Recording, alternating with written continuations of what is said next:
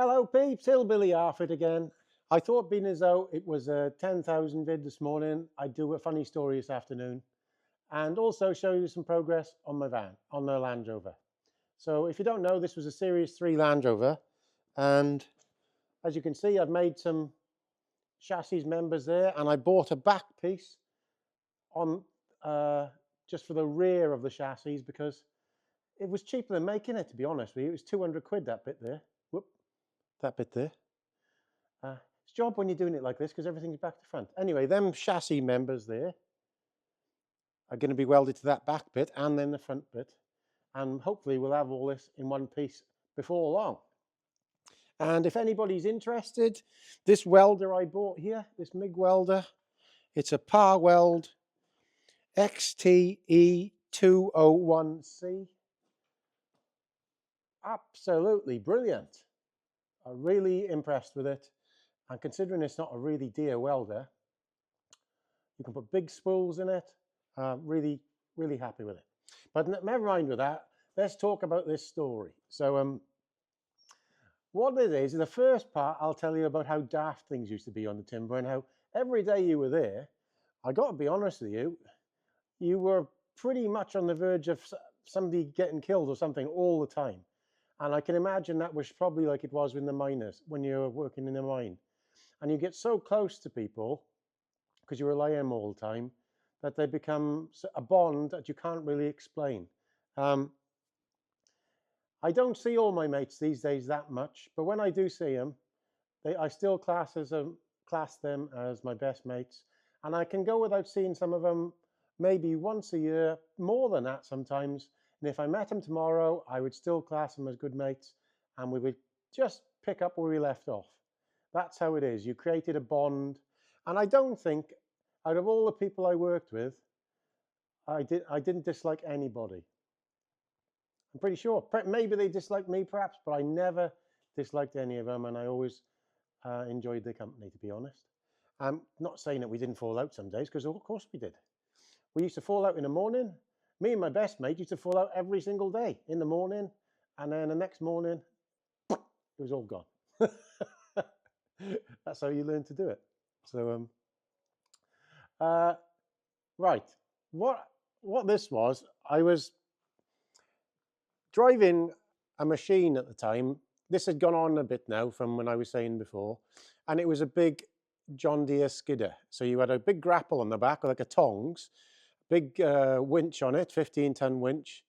It was yellow, like a loading shovel. Fantastic, absolutely fantastic machine. It had a blade on the front. And I got to say, I was on the timber for a lot of years, driving a lot of other machines as well, but that was probably one of the best machines I'd driven. It was very, very reliable, and it was just the abuse it used to have. So when we used to work up the Havern Forest, there's quite a few of us working together there, and we were doing one really good patch, which was lots of ton trees. It was in a big area.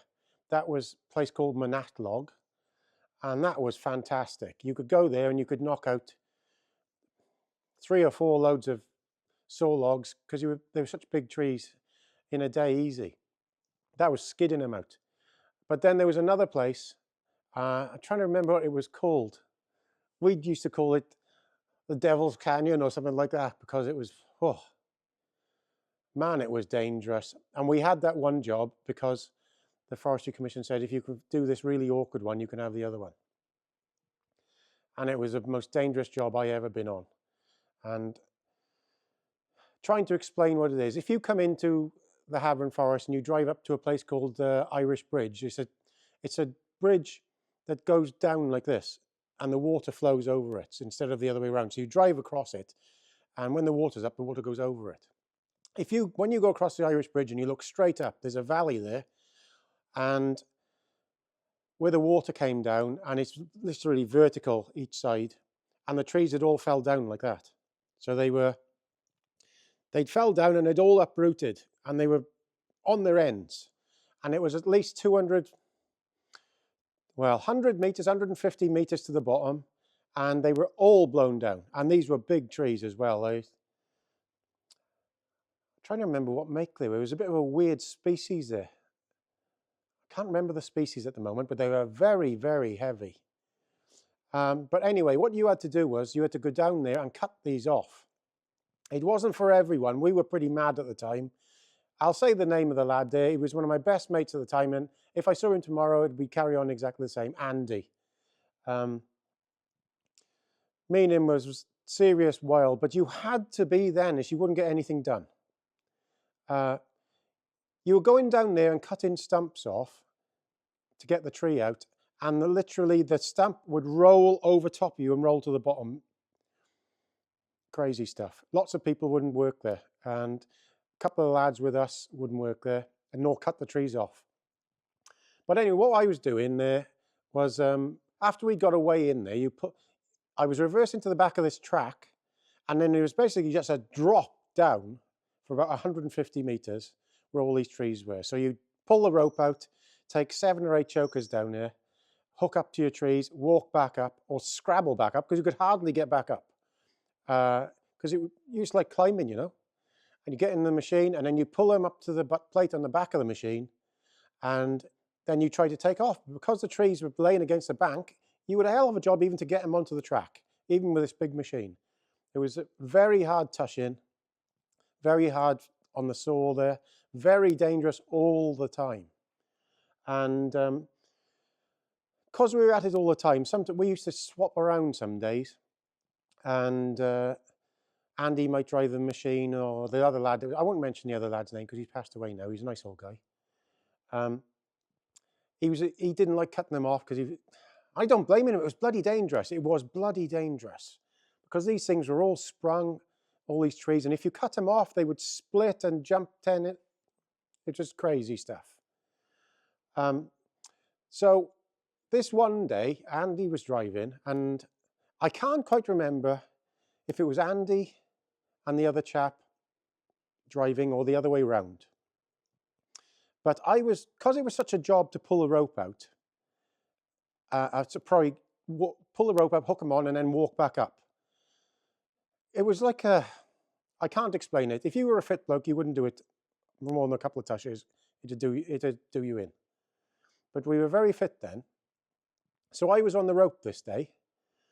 So I was pulling the rope back down, and they were reversing this John Deere back as far as you could to the edge, and then putting the blade behind a stump, because this was off from the track now, which was a little bit further in a different direction. And then when you were winching, see, they was trying to pull you back over all the time because there was so much weight on. It's a job to explain how dangerous it was. But I'll try to explain what it was like sitting in the machine now. So you were sat in a caged machine, and on your right-hand side here, you had the gear lever, which was automatic. So you pushed it forward, and then you went like this to go in reverse. So I can't remember now, was it 8 or 10 forward and 4 in reverse? And when you went to put the handbrake on, you pulled it back like this and into a notch, and the handbrake was on. And it was a good handbrake on it and things. But this day now, I'd gone down to hook up, and I'd hooked up my Tush, one like that, told them to winch it up, and then I would walk up as they were winching it up. So I'm walking up behind this Tush as they're winching it up. And I could hear something going on above there. I had no idea what was going on there. And there was a lot of revving and something, and a lot of the trees, but I still didn't have any idea what was going on. So I would grab onto the points of the trees, and it helped me pull me up, see? So eventually got to the top, and these two were white. Absolutely terrified, and it would take a lot to frighten Andy. I can't actually remember if it was Andy driving it or it was the other chap. But what happened, the one had gone in there, and he'd gone to get out of the machine, and his coat here had gone on the gear lever, and it had put it into reverse. So while he was getting out, he was hanging with his coat, with it stuck in reverse, as the machine was trying to pull itself back over the edge, back to me. So I had no idea how close I was to being killed that day until I got to the top. And thankfully, the one or the other managed to lift him up onto the step, because his legs were dangling in midair, and he managed to put it into neutral. But that was serious close that day. I didn't realize how close it was, and we got into such this thing now where things like that happen daily, and you just moved on from it. And me and Andy always moved on from it and had a laugh and a bit of a joke about it, and we got on. But it did affect the other lad quite a lot. It wasn't his fault at all. It was just he wasn't quite as wild as us, but he was a nice guy, like a nice guy. But I can't remember who was driving that day. But anyway, the same three of us this one day. This was the funny bit.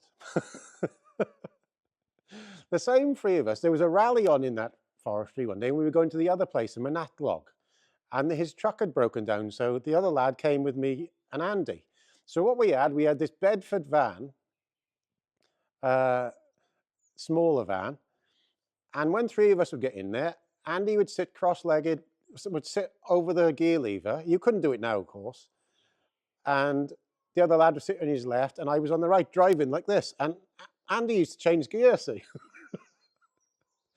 So he never usually travelled with us, the other lad. So because the RAC rally was on, we was wild, like serious wild.